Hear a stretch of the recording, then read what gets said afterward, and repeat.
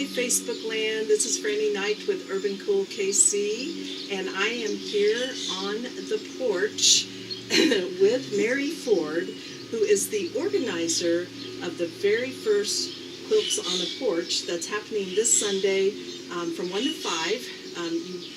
You can buy your tickets online. Go to their Facebook. There's a Kansas City Modern Quilt Guild and the Pendleton Heights Neighborhood Association are both putting this on. So you can go to one of their Facebooks. We'll post the links at the end of this video. To pick up your program, you will need to go to SVN 535 Garfield. There's going to be 11 homes. And Merrie, are most of them, like your home, we'll get a picture of your home, Victorians that are on? Yes, the majority of the homes are Victorian. There's a couple that aren't. One you might be familiar with is Tiffany Castle. And yes. Okay. So that home will actually have two internationally known quilters on the porch who happen to both live in Kansas City, Luke Haynes and Jackie Gehring. Okay. So they both live local, but they teach all over the world. Okay. And so we're really excited and lucky to have them both participating. That's awesome. And then we have, in addition to them, 12 other participants. Okay. So a couple of the homes have two quilters on their porch. And there's also, there's a home that is, and the style is escaping my mind right now, but there's a home up on Pendleton Avenue that is a really unique style home that's right across from the gorgeous Victorian. So I would say the majority of them are Victorians because this neighborhood boasts the highest number of true Victorian homes in the city. So those are the ones we wanted to start out this first year really showcasing. That's cool. Well, I've got a glimpse of the homes. The program is not out yet. They will be out on Sunday, so you'll get where you need to go to every house. But wow, it's pretty cool. So I just think this is the neatest thing that has happened in Pendleton Heights. There's a lot. This weekend is just packed full of activities. We have the chalk walk, yes. the toy boat regatta. Just a lot of stuff, and we're posting all week about everything going on this weekend. And so I wanted to ask you, how did you come up with the idea for this event? Well, it's twofold, actually. I am pretty involved in the neighborhood. My husband and I moved here 5 years ago, and we have renovated, I think, 6 houses now. We might be on 7, only in this neighborhood. It's the only place that we work. So we're really involved and invested here. And Pendleton Heights has, for the past 10 years, has had a holiday homes tour. And we have a really fantastic turnout for that, and it's really fun to see inside some of the houses when they're decorated for Christmas. But every year when we would have that tour, I would think to myself, I wish we could get all these people in the neighborhood in a prettier time of year than the end of November, because nothing's green, obviously. So that idea sort of started churning around in my mind. And then I'm also very involved in the Kansas City Modern Quilt Guild, and we have 165 members. We have some super talented, both men and women in that guild. And a lot of times we would do challenge projects, or you know, we have our monthly like show and tell, and I would see all this great work, and I would think to myself, we're the only ones getting to see it. So we did have a quilt show last year at the Frank Lloyd Wright Church that's down by the plaza, and I think we're doing that again this year. But I felt like this was a really great opportunity to sort of meld those interests and get people who are maybe interested in old houses and they get to see, you know, quilt art at the same time, or you get people who are primarily interested in quilts, but it gets them out into our neighborhood and just stirs up more interest, and it's exciting. It is exciting. So what's the difference between so modern versus what type of quilting? I would say modern versus traditional. That's Okay. always a question Okay. that comes Yeah. up. And none of my quilts here really maybe overtly express themselves as modern. Maybe that one just because of the funky shapes and the wild colors. These two could probably go either way. A lot of older quilts have a lot of negative space in them. In other words, a primarily white or very plain background. And they often take shapes that are used in traditional quilting, blocks that people would be familiar with, like Churn Dash or Ohio Star or something. But they do those in bright modern fabrics. And a lot of them are done improvisationally. In other words, there's really no pattern or piece that you use. You just go to work with fabric. It's kind of like, art. Mm-hmm. So, Okay. and you don't really know what you're going to end up with when That's you start. pretty cool. So, I like that. Yeah. What's the biggest misunderstanding about quilting? I would say that, it's, people always tend to think of their grandmothers when they think of quilting, or a friend of their grandmother, whatever connection they had to it in times past. And, quilting enjoyed a couple of things that really changed it 10, 15 years ago. One being the long arm machine, which is a huge machine that can quilt quilts like this. So you're not sitting hand stitching to finish them. So you can see possibly the gorgeous quilting on this. A woman in our guild named Tia Curtis did this on her machine, and she actually will be one of our quilters on a porch here on Garfield Avenue. So, the use of the long arm machine has enabled women to finish quilts much faster than they used to. Okay. Also, a little tool called a rotary cutter and a cutting mat means you can zip through things. So it's an art that's attracting lots of art students, lots of younger people. 2 or 3 of my daughters make quilts. And I think people are just seeing the possibilities of it, being a really creative process. As an art form. Yeah, that's really interesting. I would have said that the misunderstanding is that it's only for elderly grandmother types too. So I'm starting to see a lot of more young people getting involved in it, and especially millennials who are very much about the local lore and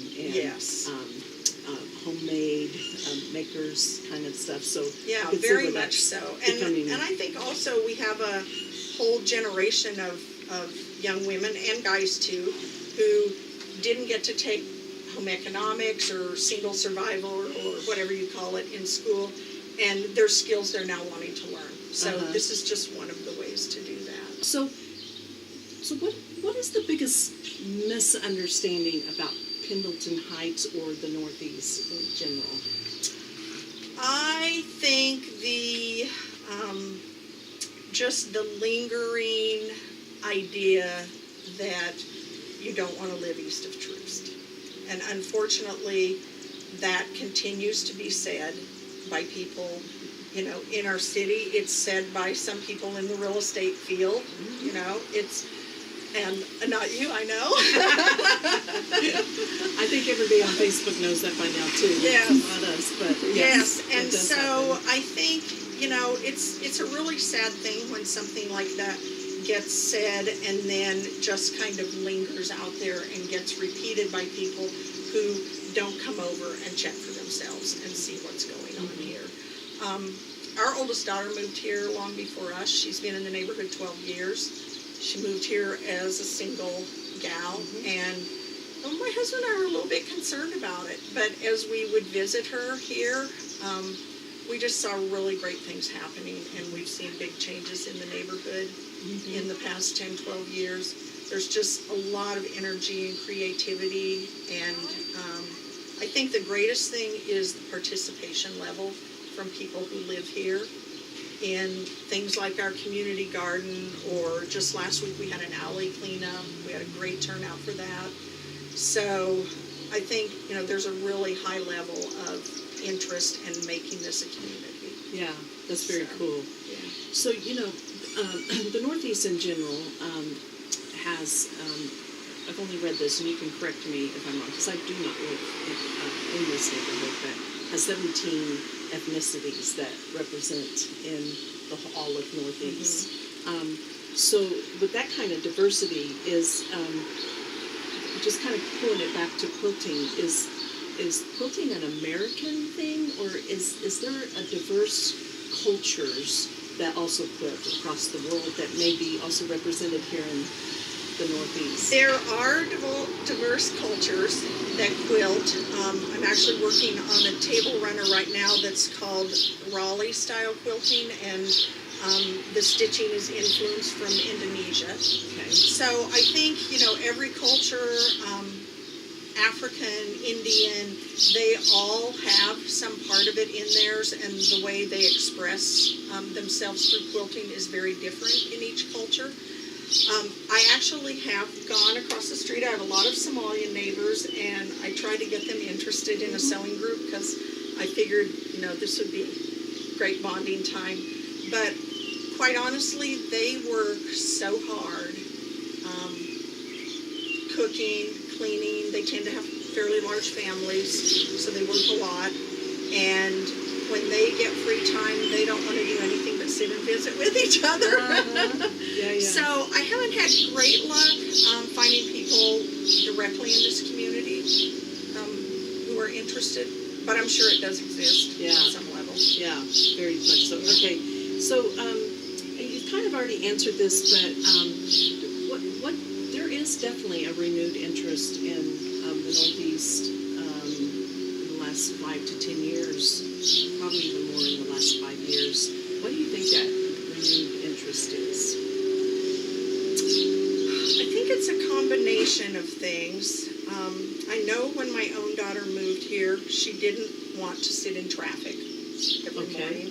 She wanted to be very close to the city and where she was working. And I think as, young people, millennials you mentioned, have moved into the neighborhood and they end up loving it, I think it just spreads word of mouth. And I think, like I said before, there's just a really good energy building here. We have a lot of artists of different types who live in the neighborhood. So there's some great things going on. And I think people maybe fail to realize how much beauty is important in just, contributing to the well-being of a place. And I think we've made a really great effort here to bring beauty back on a number of levels through our orchard, our garden, events that we do. So I think the energy and enthusiasm tends to just build, and it's mostly spread word of mouth. Yeah.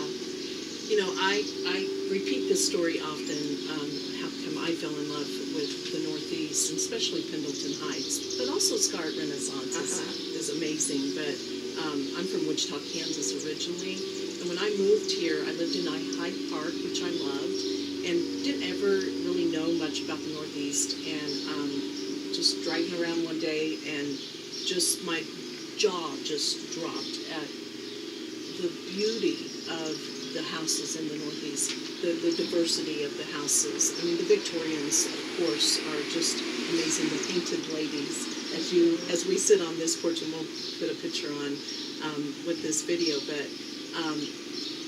I can't get enough of it.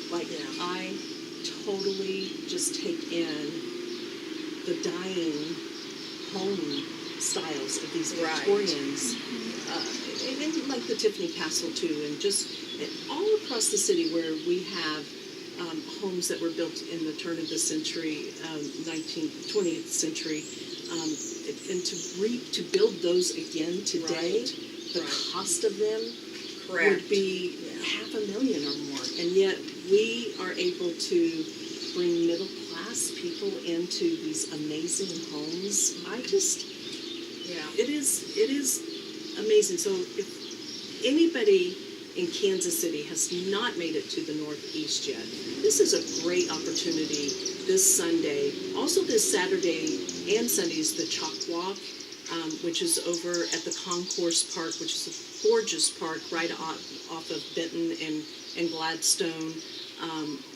You'll just be amazed at all the things going on in the Northeast.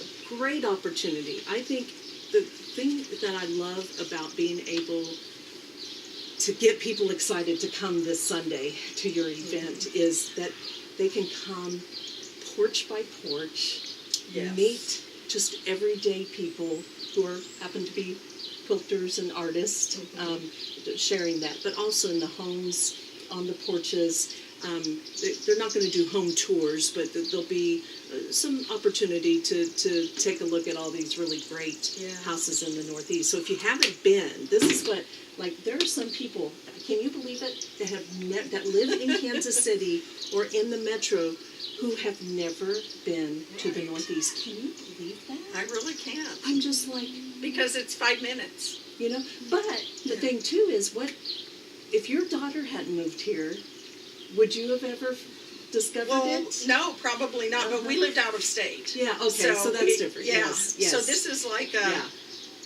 we're not retired.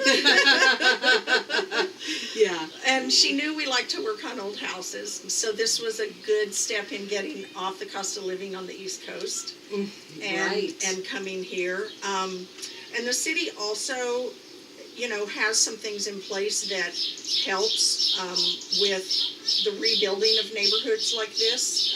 One is the 10-year tax abatement. Right. So, you know, when you took a home like this one, and I don't know if you want to show the picture. Thank you, I almost forgot. This is what our house looked like when we found it. Is it showing?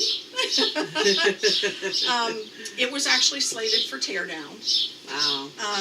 And we had done another house over on Park, and then our daughter, who was real involved in the neighborhood, said, we really don't want to lose this house. Would you guys be interested in it? And, you know, a few builders had already passed it up. So the first thing we do when we take on a house in that condition is go find the historical photo, which the city has a really good stock of photos taken in the 40s.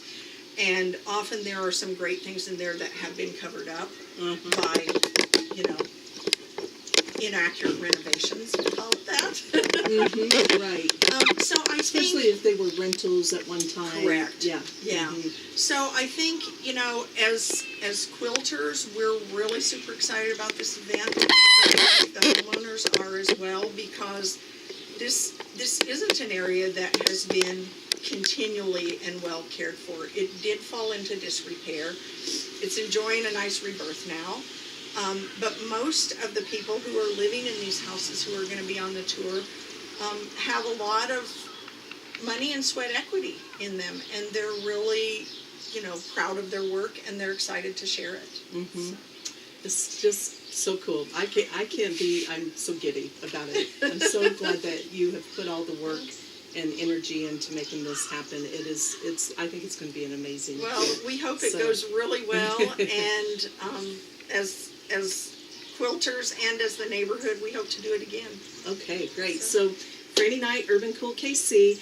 Check in our comments section. We'll be putting links to everything we've talked about, so you can go check out the Kansas City Modern Quilt Guild, the Pendleton Heights Neighborhood Association, the actual Porch Quilts on a Porch event that's happening Sunday. We'll also